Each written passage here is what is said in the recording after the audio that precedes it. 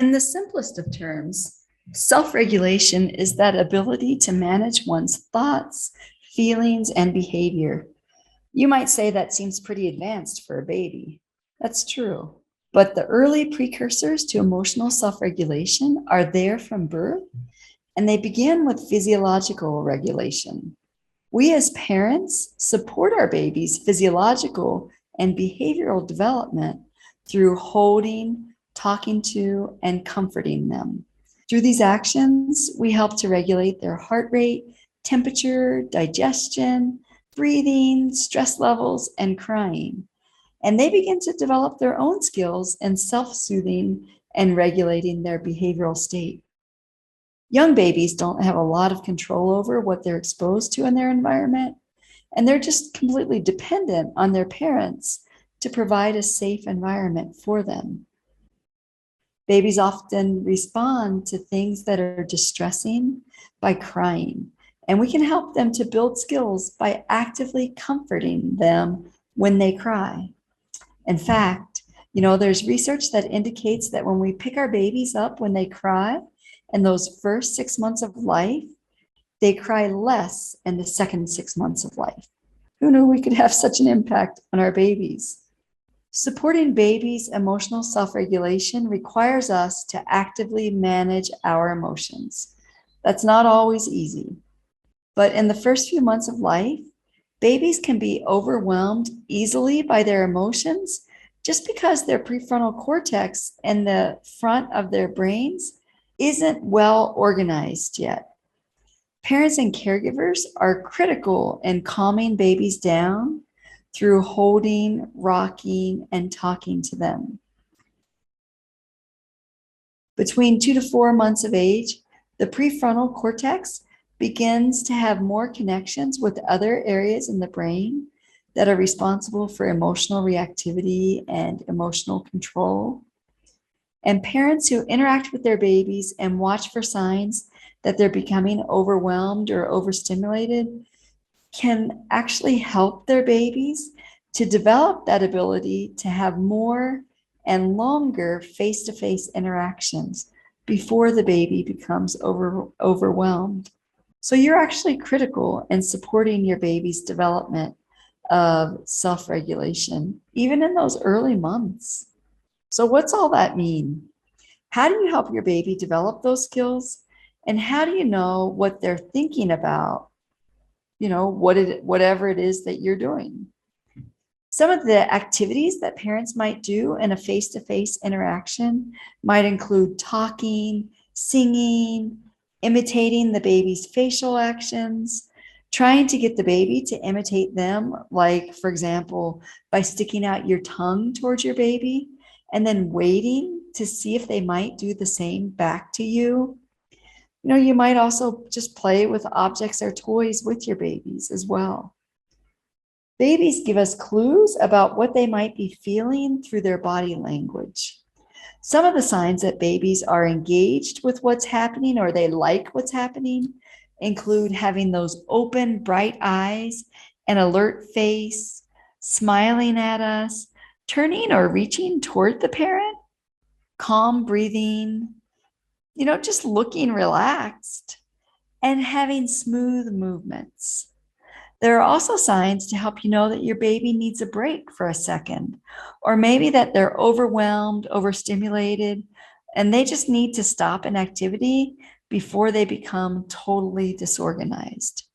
Some of those signs might include turning away from you, grimacing, frowning, crying, irregular breathing and shallow breathing, arching their backs, beginning to hiccup as you're interacting with them, sneezing, yawning, becoming fussy, a limp or stiff posture, jerky movements, agitated movements, and their skin might also become blotchy or change colors, or their fingers might become splayed, sort of like a basketball player gripping a basketball as they dribble.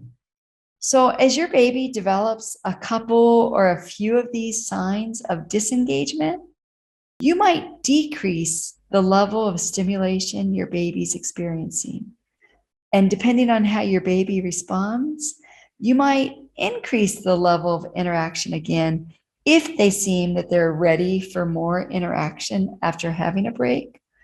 Or, if they don't seem like they're ready for more, you might just hold your baby closely to help support them without maybe talking or other modes of interaction with them.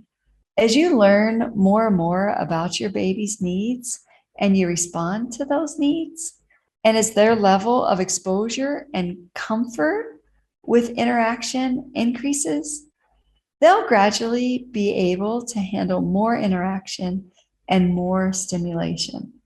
Between 2 to 4 months of age, you might have more face-to-face play interactions, and you might show your baby different objects that might catch their attention. From around 3 months of age, babies often have more ability to shift their attention from things that they don't like.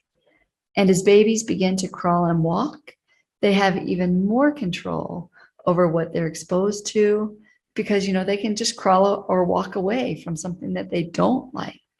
Some of the skills that babies develop in that first year of life include shifting their attention away from something when it's too much for them and engaging in self-soothing by sucking their thumbs or fingers.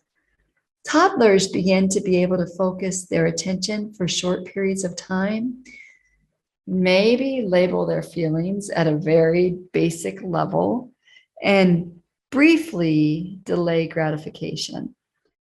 They most definitely need adult support to be successful during this time.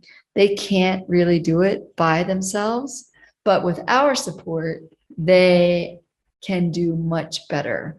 Babies with parents who respond to their needs appropriately and in ways that are comforting to babies tend to be less fussy, less fearful, and to have more positive emotions and be soothed easier.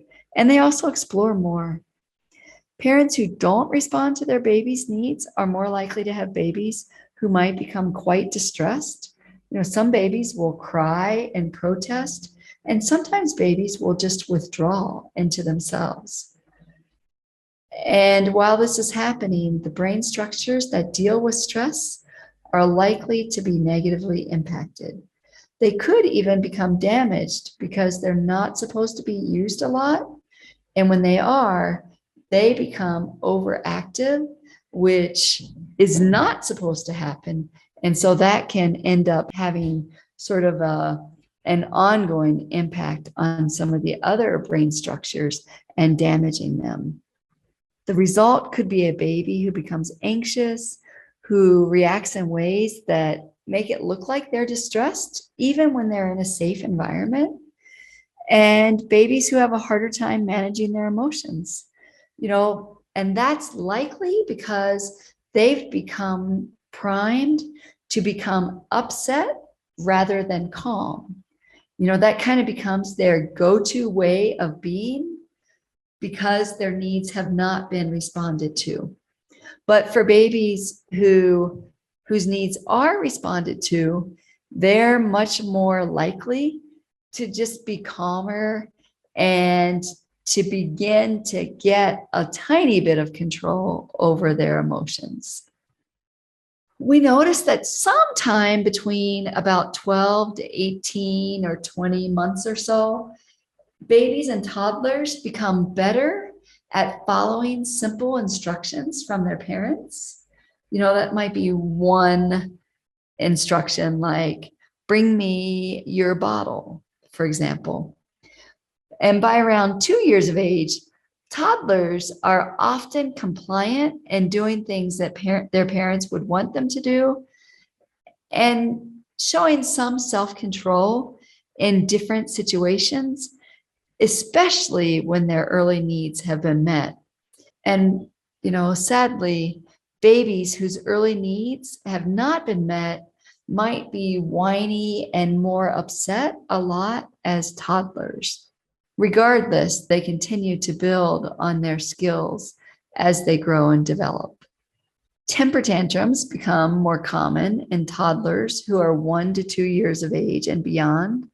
They might happen because another child has taken their toy, they didn't get their way, they're hungry or tired or cold or upset, or really just because.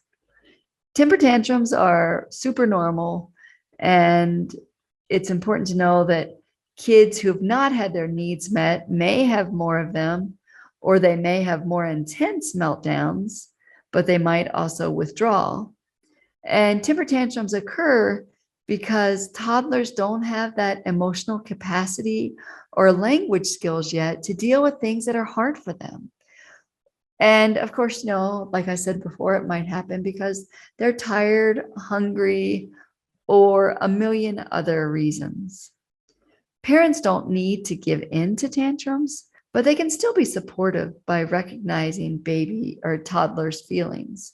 They can also try to redirect their toddler's attention and also acknowledge and validate their toddler's feelings. Like, you're mad because you can't have the cookie right now. You can have the cookie after you finish eating your dinner. And as toddlers increase their skills, feel some control and predictability in their environment, and continue to develop their language, the number of temper tantrums they experience will likely decrease as well, even though for you as parents, it may not feel like it's happening very quickly. Temper tantrums can be really hard for us as parents. And what we need to do is manage our emotions and proactively support our toddlers as they have these tantrums, because they haven't had the opportunity to develop and practice these skills. And these skills of self-regulation take a lot of time to learn. Think about the adults who have few self-regulation skills. That's probably because they weren't supported when they were young in developing those skills. And what kids and toddlers really need to develop strong skills is our support. And so our ability to manage our own emotions as we deal with that frustration of temper tantrums is actually key to toddlers developing their own skills. So, you might practice just breathing in through your nose, holding your breath for just a second, and then breathing out through your mouth as a way to help you when you're getting super frustrated, when your toddler is out of control.